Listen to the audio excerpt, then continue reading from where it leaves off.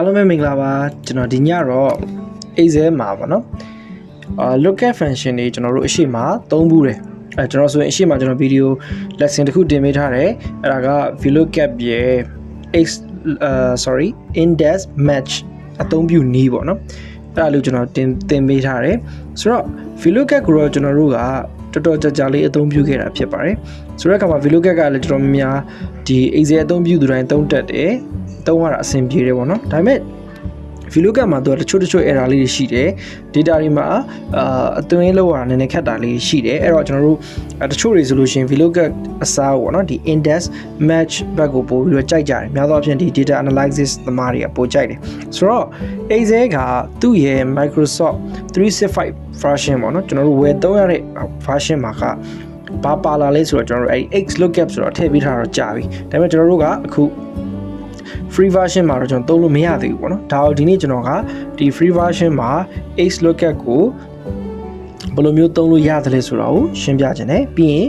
Xlookup function ရဲ့အသုံးပြုပုံကိုကျွန်တော်အနေနဲ့ပြောပြပေးမှာဖြစ်ပါတယ်အဲ့တော့အရင်ဆုံးတော့ကျွန်တော်တို့ကဒီ Xlookup အတွက်ကိုလိုအပ်တဲ့ file ကိုကျွန်တော် download ဆွဲရမှာဖြစ်တယ်အဲ့တော့အဲ့ download ဆွဲရမယ့် file ကိုကျွန်တော်ကဒီကျွန်တော်ရဲ့ Excel Spring page ရဲ့မူရင်းဒီ video lesson ရဲ့အောက်မှာကျွန်တော် download link ပေးထားမယ်ပေါ့နော်အဲ့ဒီကနေကျွန်တော်တို့ Xlookup ကိုအရင်ဆုံး download ဆွဲမယ် download ဆွဲလိုက်လို့ရှိရင်သူကကျွန်တော်တို့အခုလိုမျိုးဒီ download folder တွေရောက်သွားမှာပေါ့နော် download folder ရောက်လို့ရှိရင်ဒီလိုမျိုး Excel DNA ဆိုတဲ့ file လေးဖြစ်လာလိမ့်မယ်တခုသတိထားမှာကဒီဟာကကျွန်တော် program file တစ်ခုဖြစ်တယ်ပေါ့နော် Excel ကို developer တွေကနေပြီးတော့မှ free သုံးလို့ရအောင်လို့ဆွဲပေးထားတာဖြစ်တဲ့အတွက်ဘာပြဿနာတက်နိုင်လဲဆိုတော့ antivirus ကသူ့ကို virus လို့ထင်ပြီးတော့မှပေးမထည့်တာမျိုးဖြစ်ကောင်းဖြစ်နိုင်တယ်ဒီလိုမျိုးဒါကိုသုံးမယ်ဆိုရင်ကျွန်တော်တို့က antivirus ကိုခဏပိတ်ထားဖို့လိုအပ်တယ်ပေါ့နော် okay အဲ့လိုကျွန်တော်တို့ကဒီ Excel X function ကိုကျွန်တော်တို့ထည့်ပြီးဆိုခဲ့လို့ရှိရင်ကျွန်တော်တို့မိမိရဲ့ Excel file ဖွင့်မယ်ဖွင့်ပြီးသွားလို့ရှိရင်ကျွန်တော်ဒီမှာ file tab ဆိုတာရှိတယ်အဲ့တော့ finally file ဆိုတော့ကျွန်တော်နှိပ်ပြီးလို့ရှိရင်သူ့ကိုကျွန်တော်တို့ကဒီ Xlookup file ကိုကျွန်တော်တို့ထည့်ရမှာဖြစ်တယ်အဲ့တော့ထည့်တဲ့ new ကျွန်တော်ပြပြမှာဖြစ်ပါတယ်အဲ့တော့ file ကိုဖွင့်ပြီးသွားလို့ရှိရင်ကျွန်တော်တို့option ဆိုတဲ့နေရာကိုကျွန်တော်တို့သွားပါမယ် option ကိုကျွန်တော်တို့ရောက်ပြီးဆိုလို့ရှိရင်ဒီမှာ add in များဆိုတာရှိတယ်အဲ့တော့အဲ့ဒီ add in တွေကိုကျွန်တော်တို့ကတစ်ချက်နှိပ်မယ်နှိပ်ပြီးသွားလို့ရှိရင်ဒီမှာ add in တွေပေါ်လာလိမ့်မယ်အဲ့တော့ add in တွေကိုကျွန်တော်တို့က go ဆိုတဲ့ခလုတ်ကိုဒီမှာတွေ့ရတယ် go ဆိုတဲ့ခလုတ်ကိုကျွန်တော်တစ်ချက်နှိပ်မယ်နှိပ်ပြီးလို့ရှိရင်ကျွန်တော်တို့browse ဆိုတော့နှိပ်မယ်နှိပ်ပြီးသွားတာနဲ့ကျွန်တော်တို့ခုန download ဆွဲထားတဲ့ folder တွေကိုတွားပြီးတော့ခုနကျွန်တော်တို့ Excel DNA ဆိုတော့ကျွန်တော်တို့ okay လေးဒီမှာနှိပ်ပေးလိုက်မယ်နှိပ်ပြီးပြီဆိုလို့ရှိရင်ဒီနေရာမှာ Excel X function ဆိုတဲ့ DNA တစ်ခုကအခုလိုမျိုးရောက်နေတာကိုတွေ့ရလိမ့်မယ်အဲ့တော့သူ့ဘေးနားမှာကျွန်တော်တို့ကအမှန်ချစ်လေးချစ်ပေးဖို့လိုအပ်ပါတယ်အဲ့တော့ပြီးသွားလို့ရှိရင်ကျွန်တော်တို့ okay နှိပ်မယ်ပေါ့နော် okay ဒါဆိုလို့ရှိရင်ကျွန်တော်တို့ Xlookup ကိုအသုံးပြုလို့ရသွားပြီကျွန်တော်တို့အကွက်တစ်ကွက်မှာတစ်ချက်နှိပ်ကြည့်ရအောင် equal to Xlookup เนาะကျွန်တော်ဒီမှာ formula အနေနဲ့ function တစ်ခုအနေနဲ့သူကရောက်လာပြီဖြစ်ပါတယ်ဆိုတော့ Xlookup ကိုအခုထည့်ပြီးပြီဆိုရင်ဘယ်လိုမျိုးအသုံးပြုရမလဲပေါ့เนาะဒီဟာလေးကိုကျွန်တော်အနေနဲ့ရှင်းပြပေးချင်ပါတယ်ဆိုတော့ကျွန်တော်မှာ data ရှိမယ်ပေါ့နော်အဲ့ data အရာကျွန်တော်တို့က lookup value ကိုရှာပြီးတော့ကြည့်မယ်ဆိုတော့အရှိက Xlookup တို့ဘောင်းနဲ့လည်းပုံစံတူတယ် Xlookup ကသုံးရတာလွယ်သွားတာရဲ့နောက်ထပ်သူ့မှာadditional feature လေးတွေပါလာတယ်ပေါ့နော်ပို့ပြီးတော့မိုက်သွားတယ်ဆိုတော့အခုကျွန်တော်ဒီ data ကိုအသုံးပြုပြီးတော့ Xlookup function ကိုလုပ်ပြပါမယ်ဒီမှာကျွန်တော်တို့က stat တွေရှိတယ် company တစ်ခုမှာ department တွေခွဲထားတယ်ဝန်ထမ်းတွေရှိတယ်ပေါ့သူတို့စပြီးတော့ join တဲ့ date ရှိတယ် division တွေကတော့ gain productivity utility ပေါ့နော်ဒီလိုမျိုး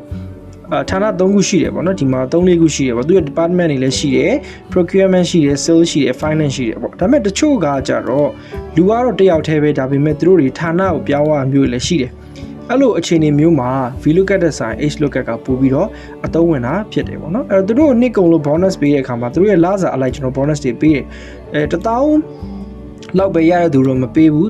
3000လောက်ရရလို့ 5% 5000လောက်ကို 8% 6000လောက်ကို 10% ပေါ့စသဖြင့်ကျွန်တော်တို့ပေးမှာဖြစ်တယ်ဒီတော့ကျွန်တော်တို့က Xlookup နဲ့အရင်ဆုံးချိတ်ဆက်ကြည့်အောင်ဒီဘက်မှာကျွန်တော်တို့ရဲ့ file ကြတော့ဒီ project team ကိုကျွန်တော်ကြည့်လိုက်တဲ့အခါမှာ Kim was James Willett Richard Eliot နောက် Steve Britt စသမျှလူအားလုံးမှာဘယ်နှယောက်ရှိလဲဆို10ယောက်ရှိတယ် ရှေ့ရောက်ရသူတို့ရဲ့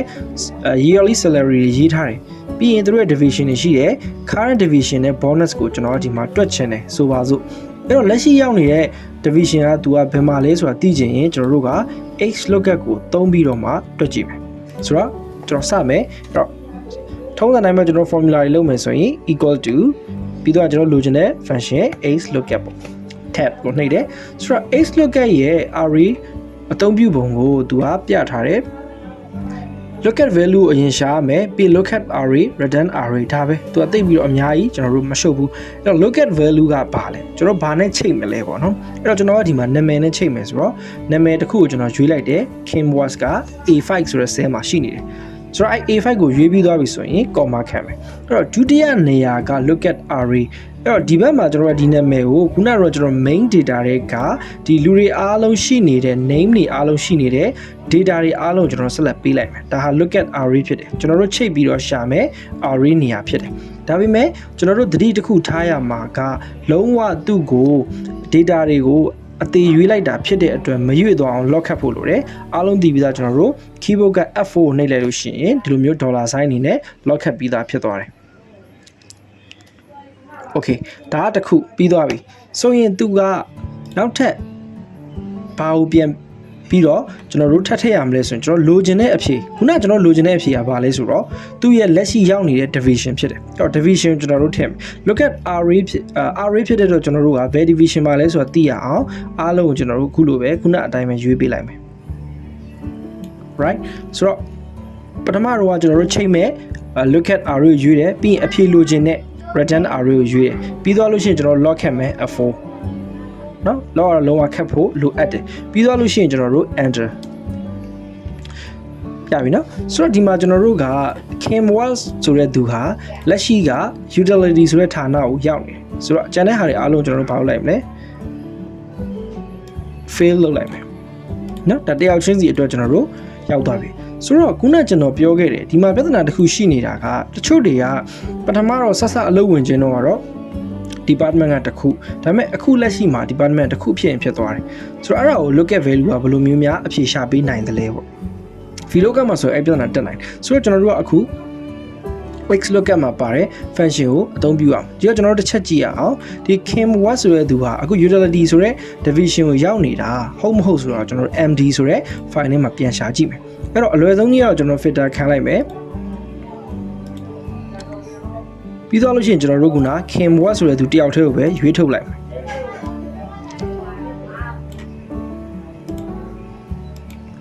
Okay right ဆိုတော့ဒီမှာကြည့်လိုက်လို့ရှိရင်သူဟာ2014ခုနှစ်တုန်းကစပြီးတော့ join division က utility မှာဟုတ်တယ်ဒါပေမဲ့သူအခုလက်ရှိရောက်နေတယ်2018ခုနှစ်မှာတော့သူက game ဘက်ကိုရောက်သွားပြီဟုတ်တယ်เนาะဒီမှာ game ဆိုတဲ့နေရာကိုသူရောက်သွားပြီဖြစ်တယ်ဆိုတော့ဒီမှာကျွန်တော်တို့ကအဖြေကိုကြည့်လိုက်တဲ့အခါမှာသူကလက်ရှိမှာ utility မှာပဲရှိနေသေးတယ်ဆိုတော့ကျွန်တော်လက်ရှိရေးထားတဲ့ function ကအနည်းငယ်လွဲနေတယ်ဆိုတော့ကျွန်တော်တို့အခုလို့တွေးရမှာဖြစ်တယ်အဲ့တော့ကျွန်တော်တို့ဒါကိုပြန်ပြီးတော့formula ပြောင်းကြည့်အောင် Xlookup စီပြန်သွားတယ် double click ပြန်နှိပ်တယ်အဲ့တော့သူ့ရဲ့နောက်ဆုံးကျွန်တော်တို့ရှက်သွားပြီးတော့ comma လေးခံလိုက်မယ်ဆိုရင်ကျွန်တော်တို့ထပ်ပြီးတော့ဒီ formula အရာဘာတွေပါသေးလဲဆိုတော့သူ့မှာ match mode ဆိုတာပါတယ် search mode ဆိုတာပါသေးတယ်အဲ့တော့ comma ခံလိုက်ခြင်းအပြင်ကျွန်တော် match mode ထဲရောက်သွားတယ်ဒါပေမဲ့ဒီမှာကကျွန်တော် match mode မဟုတ်တော့ search mode ဖြစ်တယ်ဘာလို့ဆိုတော့သူနှစ်ခုဖြစ်နေတာဟုတ်သူတယောက်ထဲကနေဌာနနှစ်ခုဖြစ်တဲ့အတွက် match mode ကိုကျွန်တော်ကြော်လိုက်လို့ရတယ်အဲ့တော့ comma ကိုကျွန်တော်နှစ်ခါနှိပ်မယ်အဲ့တော့ comma နှစ်ခုဖြစ်သွားရင်ဒီ search mode ထဲကိုကျွန်တော်တို့ရောက်သွားပြီပေါ့ Okay အဲ့တော့ search mode မှာသူကဘာတွေလုပ်လို့ရလဲဆိုတာကိုအောက်မှာစာလေးရေးပြထားတယ်search က1ကိုကျွန်တော်တို့ရိုက်မယ်ဆိုရင်ね search first to last ပထမအနေနောက်ဆုံးကိုပြမယ်ဒုတိယနေရာ -2 ကိုသာရိုက်မယ်ဆိုရင်ね search last to first နောက်ဆုံးကနေစပြီးပြမယ်အဲ့တော့ကျွန်တော်တို့လိုချင်တာက1မဟုတ်ဘူး-1ဖြစ်တယ်ဘာကြောင့်လဲဆိုတော့သူကနောက်ဆုံးအခုရောက်နေတဲ့နေရာကိုသိချင်တာမဟုတ်လို့ကျွန်တော်တို့-1ဆိုပြီးနောက်ဆုံးမှာကျွန်တော်တို့အခုလိုထည့်ပေးလိုက်မယ်ပြီးတော့ enter နှိပ်လိုက်ဆိုရင် Kimwas ဒီအခုလက်ရှိရောက်နေတဲ့ game ဆိုတဲ့ဌာနကို Xlookup ကနေမှန်ကန်စွာပြပေးတာကိုအခုလိုတွေ့ရမှာဖြစ်တယ်အဲ့တော့ channel တွေအားလုံးကိုကျွန်တော်တို့ကfail လုပ်လိုက်ရုံပဲပေါ့နော်အဲ့တော့သူကျန်တဲ့လူလည်းမှန်သွားပြီဒါက Xlookup ရဲ့ကျွန်တော်တို့အသုံးပြုပုံနဲ့ VLOOKUP ထက်အားသာချက်ဖြစ်တာပေါ့နော်ဒါကကျွန်တော်တို့ Xlookup အသုံးပြုဖြစ်တယ်အဲ့တော့နောက်ထပ်တစ်ခုအနေနဲ့ကျွန်တော်ကbonus ကိုလည်းထပ်ပြီးတော့တွက်ပြမယ်အဲ့တော့ bonus ကိုတွက်ဖို့ရန်အတွက် तू ကဘာနဲ့လဲဆိုတော့ salary နဲ့ bonus နဲ့ရှိတယ်အဲ့တော့ကျွန်တော်လိုချင်တာဒီ salary နဲ့ချိန်ရမယ်ပေါ့အဲ့တော့ equal to Xlookup ဆိုပြီးတော့လုပ်မယ် double click နှိပ်ပြီးရင်ကျွန်တော်တို့ကlook at value နေရာမှာကျွန်တော်တို့က salary ကိုရွေးမယ် salary ရေးပြီးသွားလို့ရှိရင် look at array က salary ဖြစ်တယ်ဒီထိသွားမယ်မရောက်အောင်ကျွန်တော်တို့က F4 နှိပ်ပေးဖို့လိုတယ်ဒါမှ lock ခတ်ပြီးသားဖြစ်မှာဟုတ်တယ်နော်ပြီးတော့မှ comma ကျွန်တော်တို့လိုချင်တဲ့ဟာက bonus ဘယ်လောက် % ပေးမှလည်းဖြစ်တဲ့တော့လိုချင်တဲ့အဖြေက return array နော် return ပြန်လာမယ်အဖြေကတော့ bonus ဖြစ်တယ်သူ့ကိုလည်းပဲကျွန်တော်တို့ F4 နှိပ်မယ်ပြီးတော့ရင်တော့ enter နှိပ်ဒီမှာကျွန်တော် error တက်တယ်ဘာလို့ error တက်တယ်လဲဆိုရင်ကျွန်တော်တို့ကသူ့ကို look at ရှာခိုင်းတဲ့နေရာမှာပြောရရင်ဗျာsalary 1000ဆို 0% 3000ဆို 5% ဆိုတာဟာလုံးဝမတိကျဘူးဖြစ်နေတယ်အဲ့တော့ခုနကျွန်တော်တို့ပြောချင်တဲ့ match mode ကိုဒီနေရာမှာကျွန်တော်အသုံးပြုရမယ်တိတိကျကျကျွန်တော်တို့လိုချင်တဲ့အတွက် comma ခံတယ်အဲ့တော့ match mode မှာဘယ်လိုမျိုးအဖြေတွေများရှိနေတယ်လဲသူက match mode နဲ့ပတ်သက်ပြီးအောက်မှာရေးထားတယ်အကယ်၍ return က n by a ဖြစ်ခဲ့မယ်ဆိုရင်တဲ့ -1 ကိုနှိပ်လို့ရှိရင်အဖြေတိကျပြန်ထွက်လိမ့်မယ်လို့သူရေးထားတာတွေ့ရတယ်အဲ့တော့ကျွန်တော်တို့ကခုန n by a လည်းပြနေပြီဆိုတော့ကျွန်တော် -1 ကိုနှိပ်လိုက်တယ် enter နှိပ်လိုက်တယ်ဆိုရင်ဒီလိုမျိုးကျွန်တော်တို့အဖြေပြန်လာတယ်အဲ့ဒါကိုကျွန်တော်တို့ copy ဆွဲချလိုက်မယ်ဒါပေမဲ့ဒီမှာ percent မဖြစ်နေတဲ့အတွက်ကျွန်တော် percent ပြောင်းလိုက်မယ်နော် percentage ပြန်ပြောင်းလိုက်မယ်ဆိုရင်အခုလိုမျိုးဖြစ်သွားတယ်အဲ့တော့ကြည့်လိုက်မယ်ဆိုလို့ရှိရင်ဒီမှာsalary 6000ကျော်ရတဲ့သူက 10% ရရမယ်ဟုတ်မဟုတ်ကျွန်တော်ပြန်စစ်လိုက်အောင်ဟုတ်တယ်နော်6000ကျော်ဆိုလို့ရှိရင်ဒီမှာကျွန်တော်တို့က 10% ဖြစ်တယ်ဒုတိယနေရာဖြစ်တယ်3000ကျော်ဆိုလို့ရှိရင် 5% ဖြစ်တယ်ဒီမှာ3000ကျော်က 5% 5000ကျော်ဆိုလို့ရှိရင် 8% ဖြစ်ရမယ်နော်9000ကျော်ကမရှိဘူးဖြစ်နေတယ်အဲ့တော့ဒီမှာ 0% သမားကကျတော့သူက2900ဆိုတော့3000အောက်ရော့နေတဲ့အတွက်ဖြစ်တယ်3000အတိအကျမှာသူက 5% ရမှာဖြစ်တယ်အရင်တော့ဆိုရင်ကျွန်တော်တို့က if function သုံးပြီးတော့သူ့ကိုကျွန်တော်တို့က greater than equal to လို့ပါအောင်နဲ့စသဖြင့်ပေါ့နော်ကျွန်တော်ပြီး return value ကိုလက်နဲ့ရိုက်ထည့်ပေးရတယ်နည်းနည်းလေးရှိတယ်ဒါပေမဲ့ Xlookup သုံးခြင်းအပြင်အဲ့ဒီဟာတွေကညော့နေသွားတယ်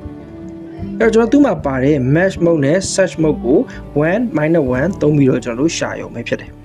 ဆိုတော့ဒီ Xlookup ကတော့ကျွန်တော်တော်တော်လေးကြိုက်တယ်တော်တော်လေးလည်းအဆင်ပြေတယ်အဲ့တော့ Microsoft 365ကိုသုံးနေသူတွေကတော့ဒါရနေရလဲတော်တော်ကြာပြီသုံးနေရတော်တော်ကြာပြီအခုမှကျွန်တော်တို့ကဒီလို free သုံးတဲ့သူတွေပေါ့နော်အများသောအားဖြင့်တော့ကျွန်တော်မြန်မာပြည်မှာဝင်မသုံးနိုင်ဘူး free သုံးတဲ့သူတွေကတော့ကျွန်တော်ခုနပြောတဲ့ file ကို download ဆွဲပါ download ဆွဲပြီးသွားလို့ရှိရင်ကျွန်တော်ခုနအရှိမပြထားတဲ့အတိုင်းထည့်ပါထည့်လို့ရှိရင်အဆင်ပြေသွားပါလိမ့်မယ်အနည်းဆုံးကျွန်တော်တို့ Excel ကို2013 2016 2019ပေါ့နော်ဖြစ်နိုင်တော့2016နဲ့2019ကိုသုံးစီခြင်းနဲ့ဒါဆိုလို့ရှိရင်ဒီ Xlookup ရဲ့ function ကိုကောင်းကောင်းသုံးလို့ရမှာဖြစ်တယ်ဆိုတော့ဒီနေ့ကျွန်တော်ရှင်းပြခဲ့တဲ့ Xlookup အသုံးပြုပုံကိုအားလုံးနားလည်မယ်ဆိုကျွန်တော်ယုံကြည်ပါတယ်ဆိုတော့နောက်ထပ် function အသစ်တွေရှင်းပြဖို့ရှိပါသေးတယ်เนาะအဲဒီသင်ခန်းစာတွေမှာပြန်ဆုံပါမယ်အားလုံးကိုကျေးဇူးအများကြီးတင်ပါတယ်ခင်ဗျာ